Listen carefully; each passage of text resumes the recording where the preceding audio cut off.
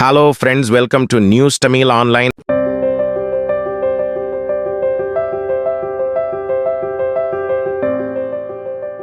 ராத்திரி 12 மணிக்கு மேலையும் மகனை பார்த்து, டேய் செல்லம், மணி என்னன்னு தெரியுதா? இன்னும் எவ்வளோ நேரம் தாண்டா அந்த போனை பார்த்துக்கிட்டே இருப்பன்னு கவலையா கேட்கறாங்க ஒரு அம்மா. 8ஆம் வகுப்பு படிக்கிற அந்த பையனுக்கு கண்ணுல தூக்கமே இல்ல. கையில போன், அதுல ஏதோ ஒரு சினிமா ஓடிட்டு இருக்கு. அம்மா, இந்த கடைசி சீன் மட்டும் முடிச்சிடறேன். பகல்ல யாருக்கும் சரியா வைஃபை கிடைக்க மாட்டேங்குது. எல்லாரும் யூஸ் பண்றதால ரொம்ப ஸ்லோவா இருக்குன்னு சிரிச்சுக்கிட்டே பதில் சொல்றான். இப்படி ஒவ்வொரு வீட்லையும் ஒவ்வொரு குடும்பத்திலையும் ராத்திரி நடக்கிற கதை தான் இது. இப்போ டீனேஜ் பசங்க மட்டும் இல்ல, கல்லூரி படிக்கிறவங்க, வேலை பார்க்கிறவங்க, சில சமயம் பெற்றோர்களும் கூட தூக்க நேரம் தள்ளி போயிட்டும் serial, YouTube, social media, games, cinema எல்லாத்திலும் மூழ்கி போறாங்க. மொபைலா இருக்கட்டும், டேப்லெட்டா இருக்கட்டும், லேப்டாப்பா இருக்கட்டும், எல்லாத்துக்கும் சாவி வைஃபை தான். ஆனா ஒரு கேள்வி நம்ம எல்லா மனசுலையும் ஓடும். இந்த வைஃபை ரூட்டரை ராத்திரி முழுக்க ஆன்ல போட்டு வச்சிருந்தா நம்ம உடம்புக்கு ஏதாவது பிரச்சனை வருமா?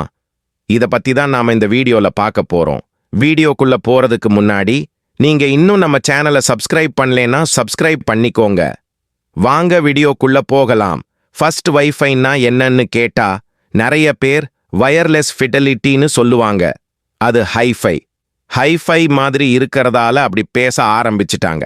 ஆனா நிஜத்துல அந்த டெக்னாலஜி கம்பெனியே அதுக்கு அப்படியெல்லாம் அதிகாரபூர்வமான விரிவாக்கம் எதுவும் இல்லன்னு சொல்லிட்டாங்க. சிம்பிளா சொல்லணும்னா வைஃபைங்கிறது கம்பி எதுவும் இல்லாம இன்டர்நெட் கிடைக்கிற ஒரு டெக்னிக், அவ்வளவுதான். ஒரு சின்ன ரூட்டர் மூலமா கம்ப்யூட்டர், லேப்டாப், ஸ்மார்ட் போன் எல்லாமே ஒன்னா சேர்ந்து இன்டர்நெட்டை யூஸ் பண்ண முடியுது. முன்னெல்லாம் கேபிள் போட்டு இழுப்போம், ஒவ்வொரு ரூம்லையும் லைன் இழுக்க வேண்டியிருக்கும். ஆனா இப்போ ஒரு ரூட்டரை மூலையில வச்சுட்டா போதும், வீட்டிலேயே எல்லாரும் ஒரே நேரத்துல இணையத்துல குதிக்க முடியும். உலகமே நம்ம கைக்குள்ள வந்துருது. இப்போதைய உலகத்துல வைஃபை இல்லாம ஒரு நாள் கூட ஓட்ட முடியாது. பசங்க ஆன்லைன் கிளாஸ் போகணும், ஆபீஸ் போறவங்க வீட்ல இருந்தே வேலை பார்க்கணும், அம்மா அப்பா சீரியல் பார்க்கணும், பசங்க கேம்ஸ் விளையாடணும், ஷாப்பிங் பண்ணணும், எல்லாத்துக்கும் வைஃபை தான் அடிப்படை. ஆனா இதுல என்ன பிரச்சனைனா, ராத்திரி நேரத்துல தான் நிறைய பேர் அதிகமா பயன்படுத்துறாங்க. பகல்ல வேலை, பாடம், வீட்டு வேலை, வெளியூர் போகிற வேலை என்று டைம் கிடைக்காது. அதனால தூங்க வேண்டிய நேரத்தை கூட விட்டுட்டு படங்கள் பார்த்து சோஷியல் மீடியாவுல மூழ்கி போறாங்க. இதனால 2 பெரிய பிரச்சனை வருது. ஒன்னு, தூக்கம் கெட்டு போகுது, உடம்பு சோர்வா, கண்ணு வலியா, மூளை சோர்ந்து போச்சு மாதிரி ஆகிடும். இன்னொன்னு EMF, மின்காந்த கதிர்வீச்சு பாருங்கிற அலைகள் நம்ம உடம்புக்குள்ள தொடர்ந்து படுது. இதனால நமக்கு ஏதாவது ஆகுமா என்ற சந்தேகம் வரும். நரம்பியல் டாக்டர் திவ்ய ஜோதி சொல்றாங்க, நம்ம மூளையோட வேலைகள் எல்லாம் எலக்ட்ரிக் கெமிக்கல் சிக்னல்கள் மூலமா தான் நடக்குது. இதத்தான் மூளை தூண்டுதல்கள்னு சொல்றோம். நம்ம தொடுறது, வாசனை, சுவை, கேட்கறது எல்லாமே இந்த சிக்னல்கள் மூலமா தான். ஆனா வைஃபை, மொபைல் இதெல்லாம் மின்காந்த அலைகள் EMF மூலமா வேலை செய்யுது.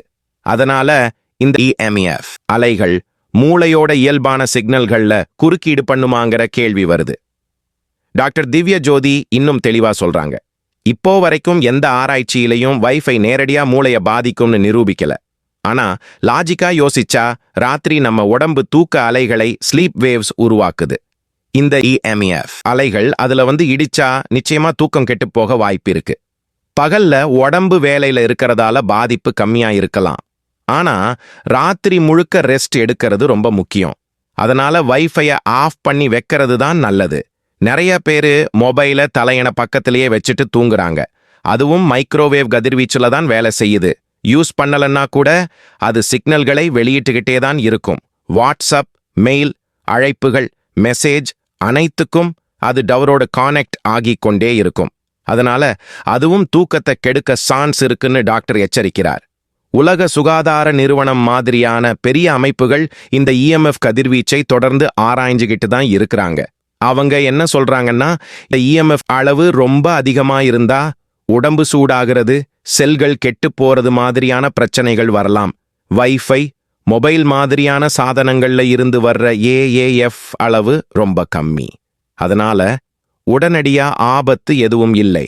ஆனா இந்த சின்ன அளவு கதிர்வீச்சு ரொம்ப நாளைக்கு நம்ம மேல பட்டுக்கிட்டே இருந்தா என்ன ஆகுங்கிறது இன்னும் ஆராய்ச்சி நிலையில தான் இருக்கு. 5 வருஷத்துக்கு முன்னாடி ஐரோப்பால 5G நெட்வொர்க் வந்தப்ப கூட இது உடம்புக்கு ஆபத்தா பெரிய விவாதம் வந்துச்சு.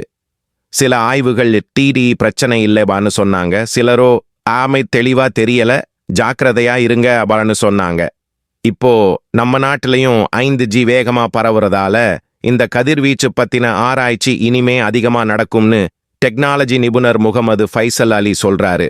மொத்தத்துல வைஃபை மொபைல் இல்லாம நம்மளால வாழ முடியாது.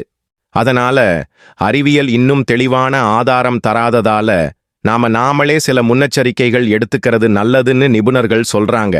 தூங்குற ரூம்ல ரூட்டரை வைக்காதீங்க. முடிஞ்சா ராத்திரி வைஃபையை அணைச்சிடுங்க. மொபைல தலையணை கிட்ட வைக்காம கொஞ்சம் தள்ளி வச்சுட்டு தூங்குங்க.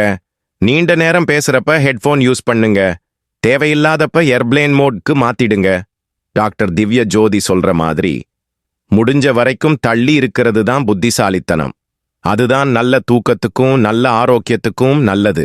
இந்த வீடியோ பிடிச்சிருந்தா லைக் பண்ணுங்க.